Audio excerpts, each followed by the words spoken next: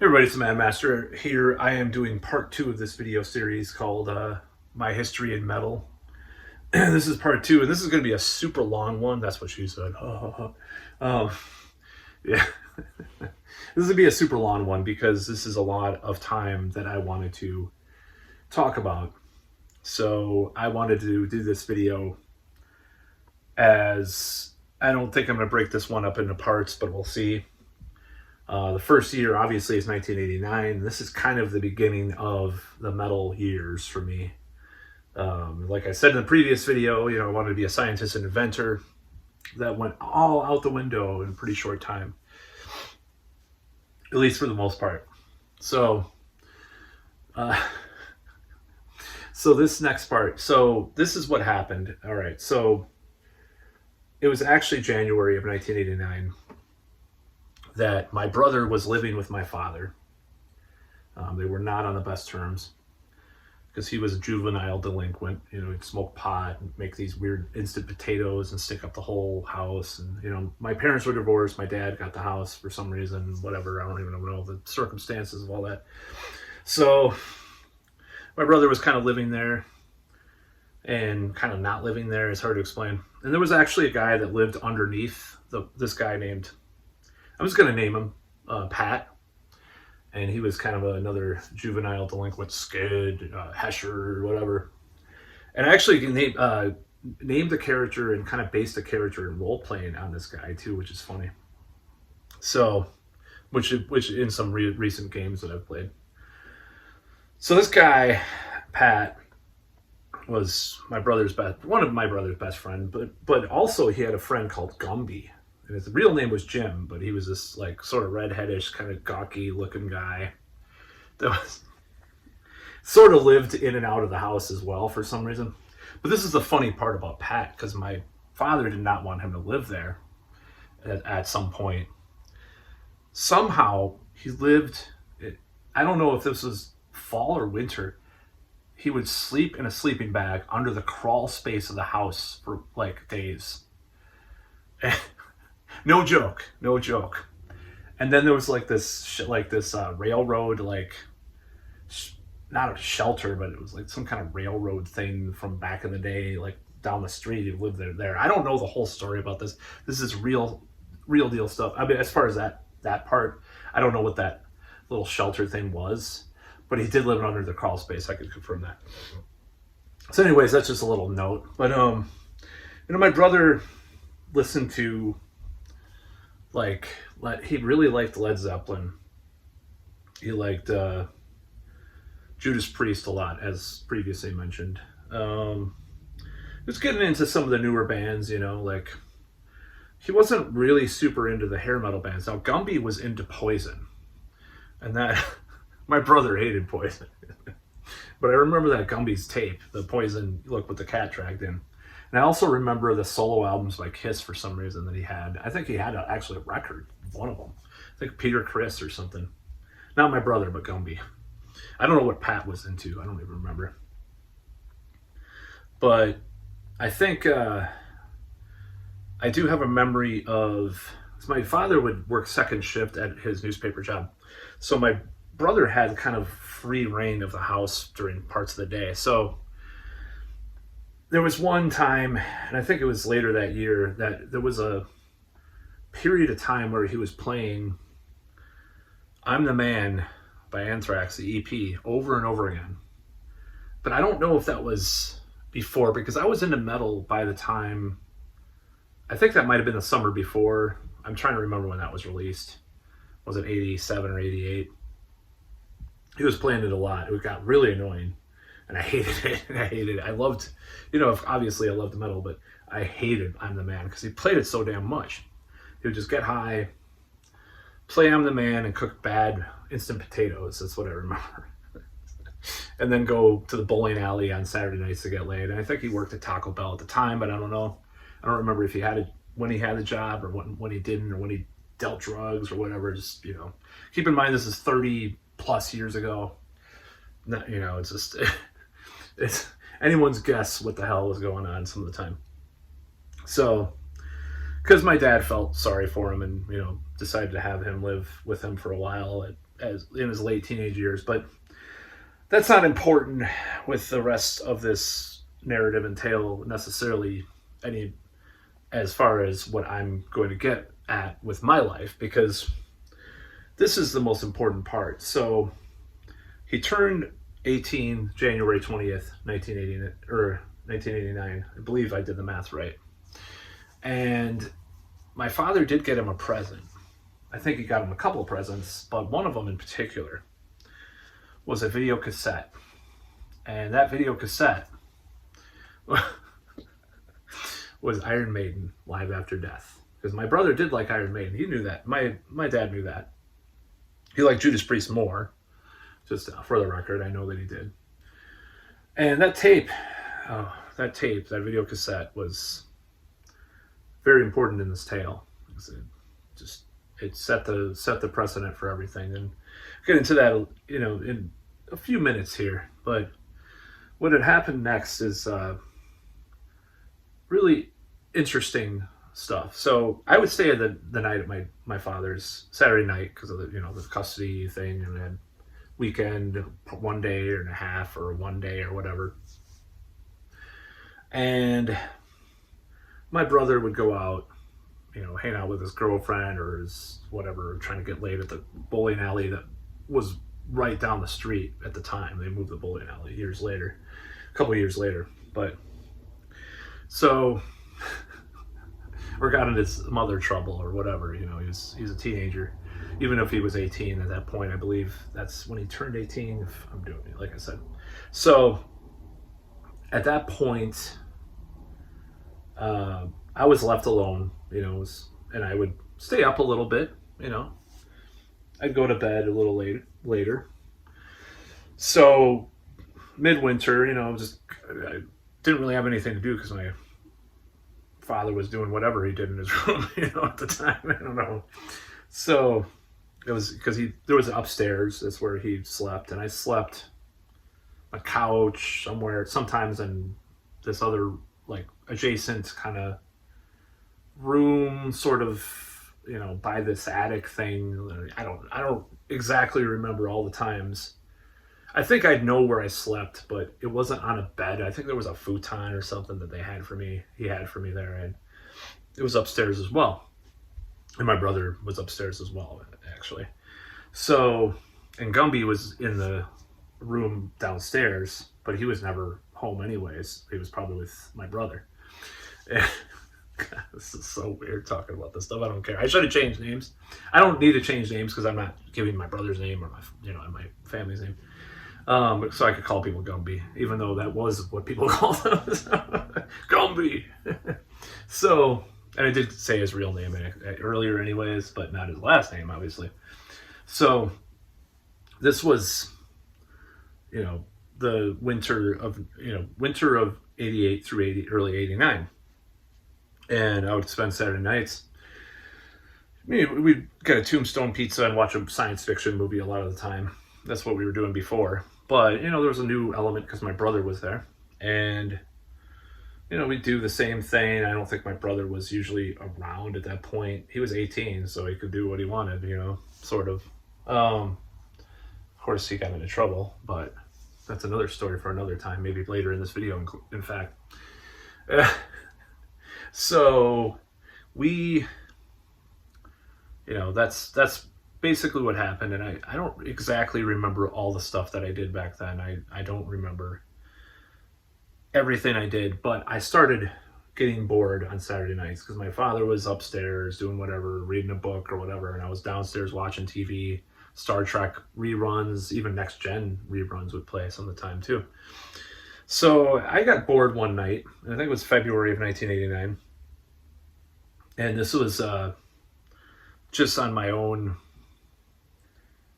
curiosity, and I saw the tape, the legendary tape, the legendary video cassette, and I decided to watch it. And I'd been told that heavy metal was bad, by various people, and there was infamous Geraldo episode came out about the satanic Panic and all that. But I was like, oh, this is interesting. I'll just sit through and watch this, and I don't even know really when it hit me, but it. I stopped, that night. I'm trying to remember all this stuff, and I was just like, oh, okay, that's interesting. And I just went on with my day and the night and my day, and went back home, and on all that. So the next week probably went normal, and then maybe I watched a little bit more of the tape, you know, and then I don't know if it was 2 or 3 weeks in, I was like, this is it. This is like, this is great. I was like, I watched the whole thing. I was like, this is awesome. I don't even know why, like, what gave me the curiosity to watch this. I guess, Eddie, seeing an Eddie on the cover is like, whoa, what's that? When you're a kid, especially. So I fell in love, I was like, this is amazing, and I already got a little bit prepared for it with the previous stuff that I liked. You had Back to the Future and Transformers, with the hard rock soundtrack and Bon Jovi and all that stuff. But this is something different. And I was just like, wow, at least at the time, I'm just saying it was something different. But I was enthralled by it. I was enthralled. So what I had my brother do is start dubbing me Iron Maiden tapes. And I think that didn't happen immediately. Wait, no.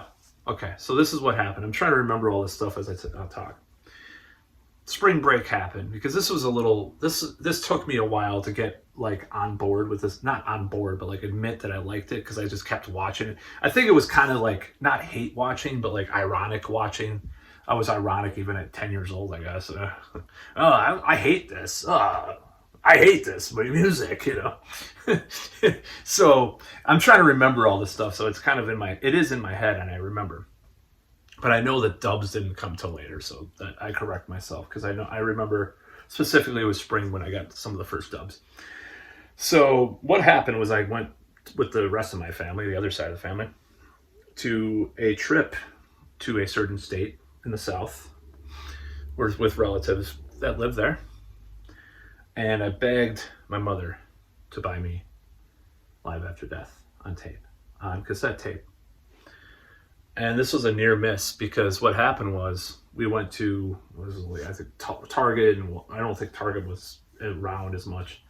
Walmart, Kmart, something, JCPenney or whatever. We went to one of the stores and they had Number of the Beast. I was like,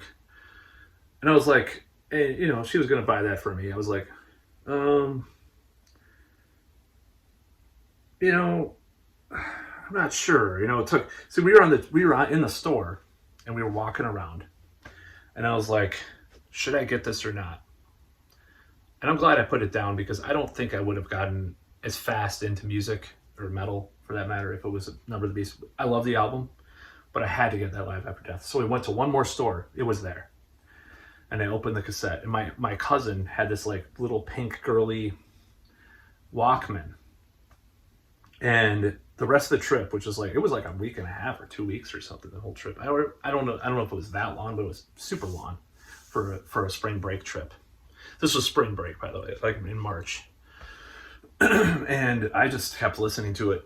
I wore it out, pretty much. I mean, I had to get new batteries.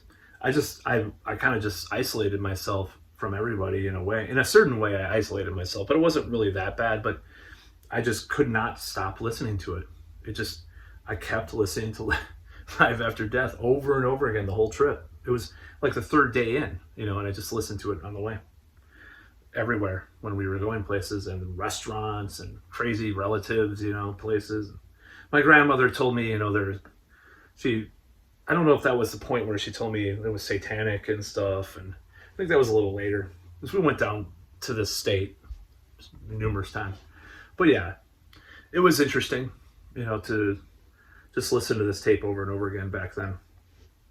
So what happened next was, I begged my brother to do me some tapes. And he did, and Gumby dubbed me tapes too. I think he dubbed me Seventh Son of a Seventh Son or something like that. And my brother dubbed me like Peace of Mind or something like that. I don't know if I had Peace of Mind I got later at a store. It was like they sold a dubbed tape to me at a store. It was really strange. Peace of Mind. And I'm gonna get done with 89. I decided I'm gonna probably do years of this because this is gonna take a long time to talk about because I'm going really back in the day in my mind. So that's spring. I was interested in Judas Priest because Judas Priest, Iron Maiden go together, like Rolling Stones and the Beatles, it's kind of the same kind of thing. So I decided to get into Judas Priest. So I don't know what the first one was. I think the first one I bought from some not lunch money, but some money, like allowance money, which was a lot actually from my mother. Maybe a little too much for a kid like my age. I mean, it wasn't like super, like I didn't have a car at age 15 or something. I'm not saying, but it was quite a bit of money, like for a kid back then to, get a $10 bill here and there and be able to spend it. But I bought I think I bought Hellbent for Leather, otherwise known as Killing Machine. Maybe Screaming for Vengeance I got dubbed. So I'm trying to remember all this. The Judas Priest thing. I do know this though. This was later that summer. In that spring summer, I got Sin After Sin on vinyl as a cutout. And there was a relative that had a drug dealer boyfriend that said, hey, they're one of the first bands to really pioneer 2 guitar bands. I was like, yeah, that's great. And I listened to it. I loved it. That was the first record I got of Judas Priest. And I think I don't know what else I had at that point, but I know I had Screaming for Vengeance, Hellbent for Leather, and probably Sin After Sin. And I think that's it for that point in time. And then I started reading, and so that was a little later. That was actually not too long after I got into some other stuff, because Judas Priest did come a little bit after some other stuff, and that's namely Guns N' Roses, Metallica, and Megadeth. And this is how I got into that. So my brother was into Guns N' Roses. They were getting big, and I got Appetite for Destruction at Grand Avenue Mall in Milwaukee before Jeffrey Dahmer, did all his crimes, pulled people from there. So a couple of years before that, probably. Maybe it was at the same time. I don't know. It was a cool mall though, back in the day. So I got that tape, and I got used at Wazoo Records in downtown. Rest in peace, Wazoo Records. I got Megadeth's Peace Elizabeth Who's Buying and Metallica's Kill 'Em All. And I had the dub. This is the first time I listened to. I borrowed this is that spring, a little bit later in the spring. Pardon me if the time's a little weird because I'm trying to remember all this. I probably should just write it out, but I will do that later. I want to do that. I mean, I'll do that for a later, more polished version of this video because this is the second time doing it, and maybe I'll do a remake, if you will. So the Metallica thing was interesting because what happened was my brother said they were the Led Zeppelin of the 80s or something like that. My father scoffed at that, of course. Who's laughing now? They're like the biggest band on the planet. I don't like them now, but I like their newer stuff, but Anyways, Metallica. So Justice for All, and a friend of a relative also called it headache music. It was pretty funny. This woman was kind of funny. So this is definitely like April of that year, a little after Iron Maiden, maybe before Judas Priest, or kind of concurrently with Judas Priest. And I listened to Justice for All, and I saw the one video on MTV. Because around that time, I started watching The Headbangers Ball with Ricky Rackman. And because I was there Saturday nights, why not just stay up and watch, my dad didn't know at the time, I guess, that I was staying up so late. I don't know if he was just letting me do it or what, but, I was 2 o'clock in the morning when it ended at the time, because it was Central Time. So I started watching Headbangers Ball, and I even went to their site. I was like, I remember that. I remember that. I remember that. This is like a site that lists all the guests and stuff. And at that point, it was Adam Curry. And that was when, yeah, so I heard, so this is kind of at the same time as I started watching Headbangers Ball, I heard One by Metallica. And I listened to the album, and I was like, it kind of is weird. But I bought Kill 'Em All, and I loved it. So it was kind of like, it grew on me, Justice for All. Like the first time I heard it, I was like, I don't know about this. Sort of, but I like it. I don't know about this, but I do like it. Second time I was in love. It was kind of like Iron Maiden, but Iron Maiden was probably more instantaneous than that. It was a little bit less instantaneous. And then Megadeth, of course, I loved that right away, pretty much. I remember the Metallica Kill 'Em All tape that I bought. It smelled like cologne of some sort. But this is a little bit of not trivia, but a little bit of a detail I missed from my last video that I remembered. I went to this record store and I saw Justice for All in '88 before I got into metal. I thought Kirk Hammett was a girl.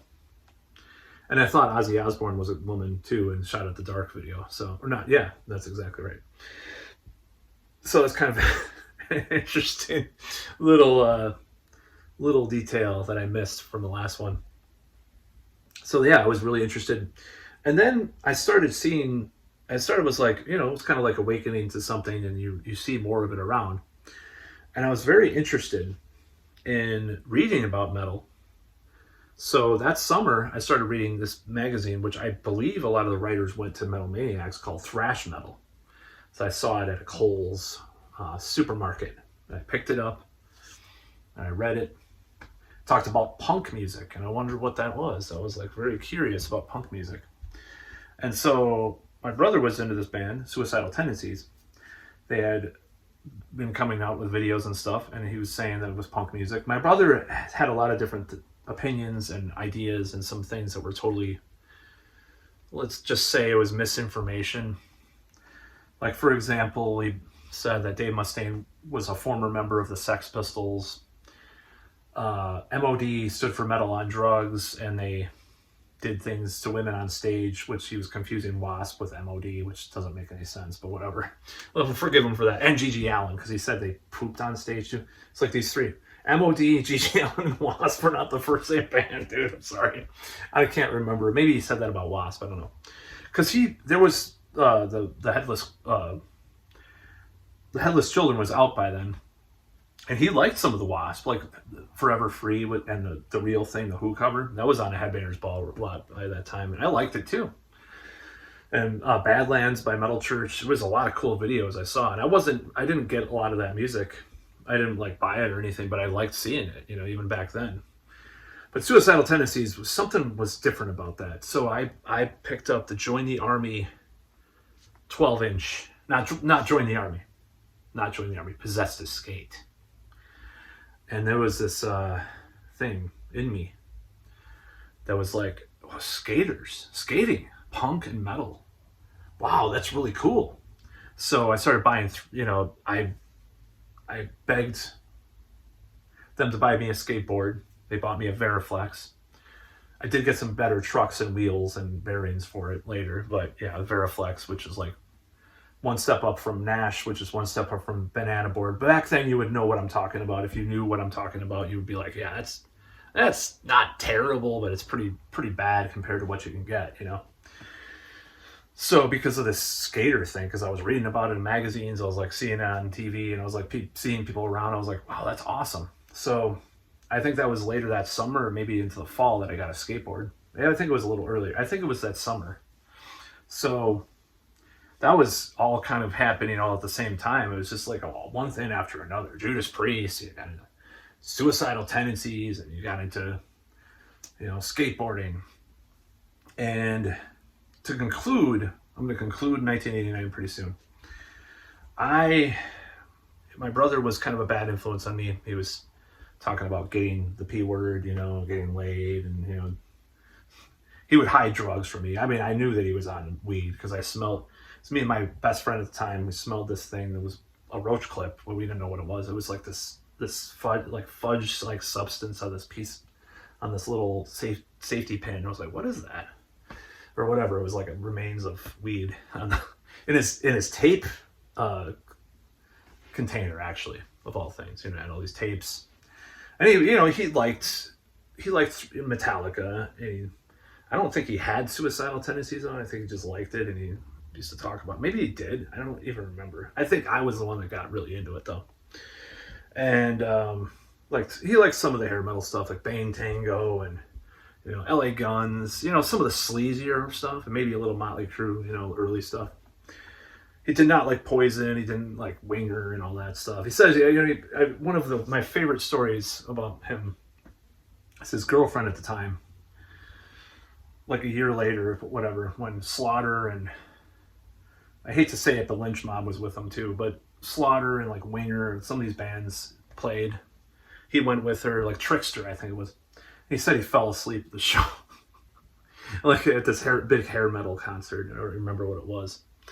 But more about that later, of course, because I have a lot more stories about at least some of the stuff I got into, which was related to that too. So, 1989, I think the final band, because this was a punk and alternative town, so punk was around, and I was curious about a lot of stuff that was coming out or that was already out, and I liked the Misfits, but I didn't even know what they were. And I saw, and I'll get to this in probably one of the next videos, because I'm going to be doing each year probably as a video. This is just 1989. I just decided to do that because I cannot fit this much detail into a 30-minute video, or an hour video for that matter. Like doing 40 years or whatever I was going to do, which was the original plan, but I guess it's changed now. So I saw the Misfits shirts. I was like, that's awesome. What is that? And I saw them at stores. I saw some Misfits tapes and stuff, and I didn't get into them until a little bit later. But I heard the Metallica song, and I was like, that's great. The Metallica Last Caress, Green Hell, because I had Garage Days by that time. And I finally got into, at the end of the year, I got into the band DRI, or towards the fall, I think it was DRI. And that changed my life, because that was the fastest stuff I had ever heard. I was like, this is awesome. I was getting into these thrash bands. And I think Nuclear Assault was out, and I got Handle with Care. I don't know when that was. I don't know if it was the fall or winter or early spring of the next year. I'm trying to cut it off in 1989. It's hard because there was so much going on. It was so fast, so much going on at that point. Where did I get all this money? People, a certain relative gave me lunch money, as I've mentioned before, which also, tapes were cheap. Used tapes. I had to have money just in case the bus got messed up or something. I had to take 2 buses to the middle school that I started going to that fall, which is was kind of this private school here, politically correct school, mind you, too. And I might have to cut it off at that point, because I don't know when this incident happened, but I'll try to make that into the next video in 1990. Why not? I'll just do it that way, because I don't want to say that it was 89 or 90. I think it was 90 that this incident happened, which I will not go into in this video. But DRI was awesome. And, I bought the Dirty Rotten LP on tape or whatever, EP, whatever they call it. And it changed my life. It was the fastest stuff I'd ever heard. I was like, this is awesome. It's just amazing. I love the lyrics too. It was because I was taught how to grow up to be a leftist or whatever. I was like, oh yeah, capitalists suck, capitalists suck, capitalists suck. At the time, I'm just saying. So it was kind of interesting. And I heard, and my friend liked Slayer, one of my friends, and hung out with them, and I heard it, and I was like, oh, I don't know, man, it's satanic. I was scared of satanic stuff, but at the same time, I was curious about the Misfits. So I used to go to this place. I mentioned it previously, Wazoo Records, and it was downtown. And this was kind of by the fall at that point, because I was going to this private school, sort of private school that had like alternative learning kind of stuff. It was just for a year, and my parents fought over it a lot, me going to the school. So I went, I had to take, because it was on the west side, I had to take a bus and then join another adjoining bus and then come home and walk a little ways to get home. So I would go through downtown, and sometimes I'd just walk downtown with some friends or whatever from school. And then I'd go to this Wazoo Records and get tapes because I had this money that I kind of saved up, allowance or chores sometimes, mowing the lawn, or the lunch money. I just love it because it was so cool that I got a little bit of money to spend. So it's almost like a stipend or something. So I'd buy tapes there. And I used to see, and this is when I first saw Danzig. So I saw the Danzig vinyl in there. And I was like, who are these bikers? They're scary. That's what I thought. And I'm getting to this point with the Danzig album. The first Danzig album was out. So that happened. And I also saw G.G. Allin, for sale to minors below 18. There was a sticker on there. I was like, what is that? It's another biker band. I thought it was biker or blues rock or something like George Thorogood, but like with explicit lyrics. That's what I thought. That's what I really thought. Like, I think it was "You Give Love a Bad Name" by G.G. Allin. I was like, what the hell is that? And I held it up. So I had this teacher at the school I was starting to go to. Because I graduated 5th grade, and by then I was fully into metal, right? I was like, I'm into heavy metal. That's what I said at this assembly, this introduction in this gym class. It was weird. Like, I was already into metal. It took me 3 months, but I was fully, from January through March and April of 1989, I was fully into it. It was just hardcore, And I'm into metal. And we also, I'm going back and forth, and that's fine. I don't really care. So also in 5th grade was the first time, because my brother used to do this with lighter fluid. Don't do this at home. He used to take broomsticks and play air guitar and light the broom on fire. So instead of lighting on fire, we couldn't do it at school. I just brought a broomstick and my friend played air guitar and sang to jump in the fire. This is late 5th grade. It's like some kind of talent pseudo thing in the class or something that we did. I remember that pretty clearly too. So but anyways, back to this middle school that I was going to. I was in 6th grade. I got into I was reading all these magazines and stuff, and they were talking about anarchy, and I started drawing anarchy symbols on my notebooks and stuff, and I was really into that concept at the time. And the skater thing, I already had Vision streetwear shirts. I could even post a picture in this video. I might do that.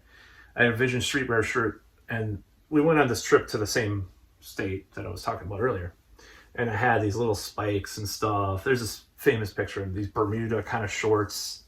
That's what the Thrashers wore. No, obviously Euronymous would not have approved of my outfit, but that's what I was wearing. At that time, I think that was the winter. I think that was the winter of the next year, because we went on this trip. Sometime we went, during the holidays or whatever, in early or late '89, early '90s. What I mean.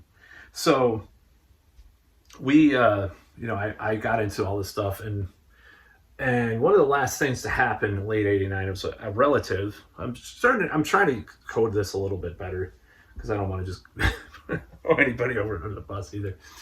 A relative started dating this kind of weird skater guy, and it was kind of a surprise because she was not into this kind of guy usually. It's one of those situations.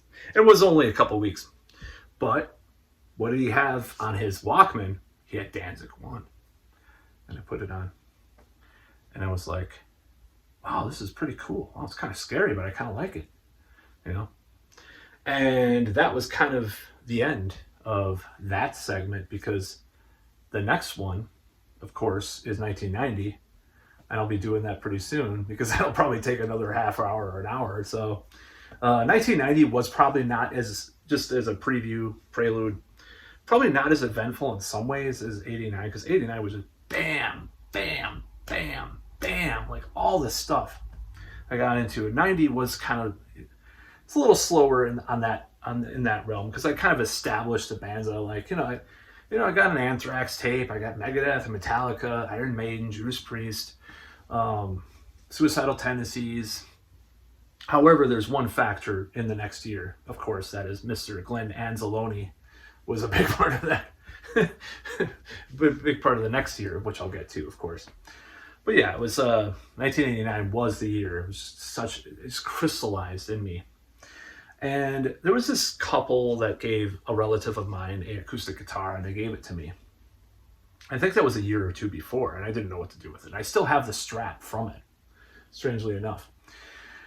And I didn't know what the hell I was doing. In 5th grade, in fact, a guy brought in an electric guitar, and I picked up the electric guitar, and I didn't know you're supposed to press down, so it was like some natural harmonics. I was like, I don't know what I'm doing, you know? So it's pretty funny. So that's kind of my introduction to guitar, because I started playing that, especially that fall. You know, I started jamming around with that. And I started writing songs. And the first song I wrote, the first full song I wrote, was about being a kid and being like looked down upon. And it was literally called Don't Look Down at Me. And that was the first song. I didn't know how to play chords at that point.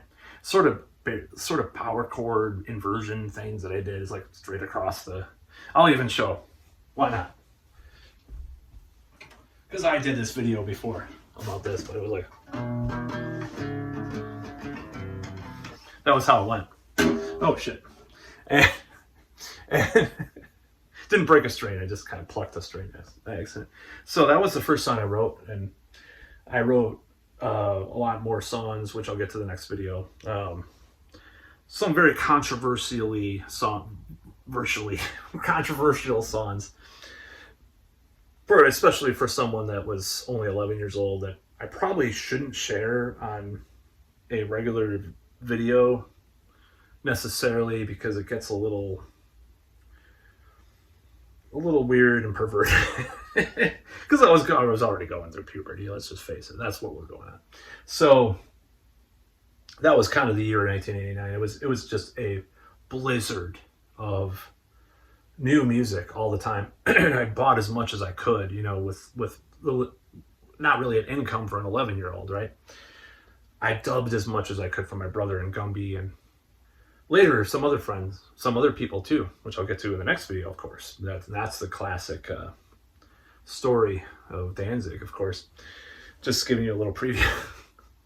And yeah, it was a wondrous time. And you know, I had these friends and stuff. We were getting into girls and stuff, and I was really shy and really bad at that point.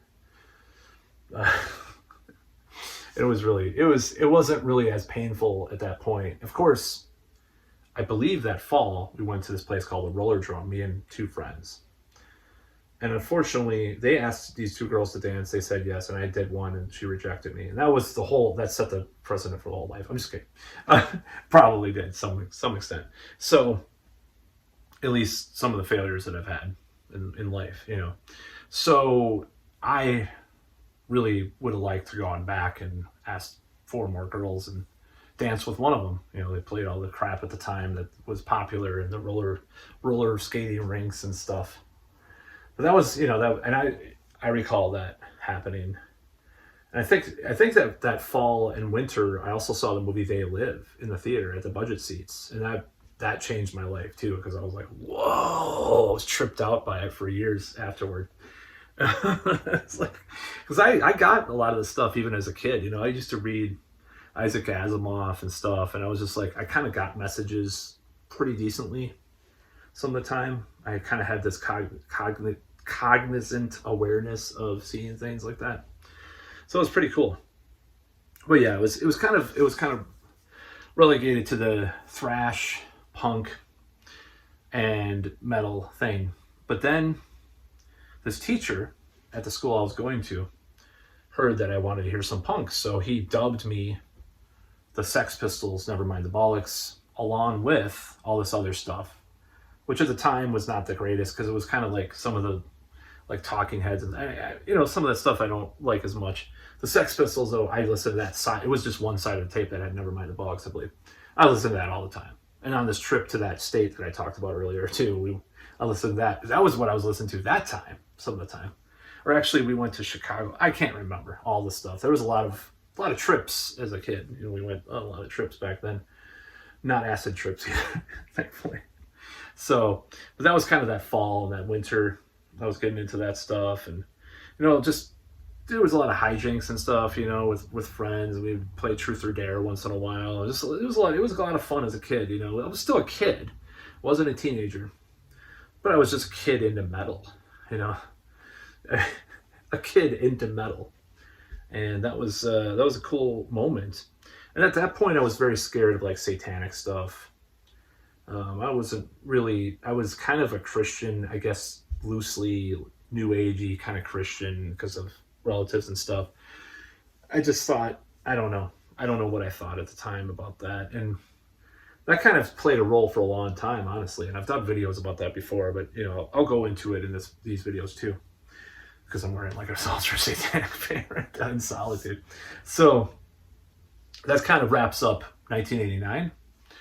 And 1989 was a pretty wild year, in my opinion, for just all the things that I discovered at that point. Because I was totally out of, I was just an innocent kid into Transformers and not G.I. Joe, Transformers and Star Wars and stuff at that point. I was just a kid. This heavy metal thing was just like, what? It's just so wild and so crazy, And that was kind of like just a moment where it gelled in my head that this was going to be something that was going to be with me. And people didn't believe that, People didn't believe it back then, like certain relatives and stuff. They were like, oh, yeah, just a phase, They didn't really buy it. They didn't really buy it. It's like here we are. God knows how many. I don't even want to count how many years it's been since 1989. But that is what happened. That's how I got into the metal, and I'm still into it, regardless of anything else. It's been there. So I mean, a lot of girls come and go. And people come and go and stuff, or they become assholes, or they always were assholes, and you realize it. But anyways, that's all for this video. Next year is 1990. We're going to 2000, by the way. I'm going to go to 2000. I'm going to do 1 year. A video, and that's 1989, and then we're going to 1989, only 11 years. Well, I was 11 years old. Yeah, that kind of fits. So it was kind of occultic. I don't know. Anyways, that's about all.